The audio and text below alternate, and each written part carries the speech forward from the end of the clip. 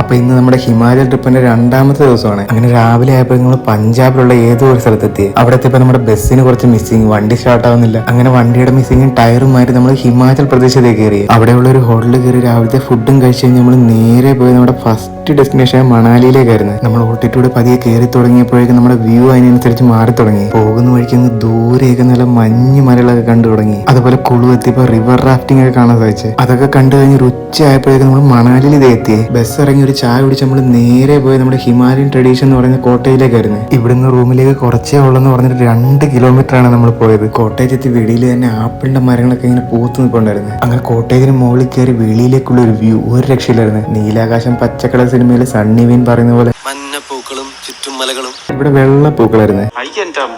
ഫുഡൊക്കെ കഴിച്ച് കുറച്ച് റെസ്റ്റ് ഒക്കെ എടുത്ത് നമ്മൾ നേരെ വെളിയിലേക്ക് ഇറങ്ങി. വെളിയിലേക്ക് ഒന്ന് കറങ്ങി നമ്മൾ നേരെ പോയത് മണാലിയിലെ മെയിൻ വാക്കിംഗ് സ്ട്രീറ്റ് ആയ മാൾ റോഡിലേക്കായിരുന്നു. നമ്മൾ സ്റ്റേ ചെയ്യുന്ന കോട്ടയിൽ നിന്ന് ഒരു 4 കിലോമീറ്റർ ഉണ്ട് അവിടേക്ക്. അങ്ങനെ ബസ് കയറി നമ്മളൊരു 4 മണി ആയപ്പോഴത്തേക്ക് മാൾ റോഡ് എത്തി. മണാലി ബസ് സ്റ്റാൻഡ് തൊട്ടടുത്ത് തന്നെയാണ് ഈ സ്ട്രീറ്റും. ഈ സ്ട്രീറ്റ് മണാലിയിലെ ഒരു മോസ്റ്റ് ബിസി സ്ട്രീറ്റ് ആണ്. അങ്ങനെ മാൾ റോഡൊക്കെ കറങ്ങി അവിടുത്തെ ഫുഡൊക്കെ എക്സ്പ്ലോർ ചെയ്ത് അങ്ങനെ നിന്നേ. അങ്ങനെ നമ്മൾ ഇവിടെ നാളെ അറ്റൽ ടണൽ സിസു വഴി കീലോങ്ങിലേക്ക് പോയി. അപ്പൊ ഇനിയാണ് നമ്മൾ ശരിക്കുള്ള റോഡ് ട്രിപ്പ് സ്റ്റാർട്ട് ചെയ്യുന്നത്. അപ്പൊ ബാക്കി വിശേഷങ്ങളായി അടുത്ത വീഡിയോ കാണാം. ബൈ.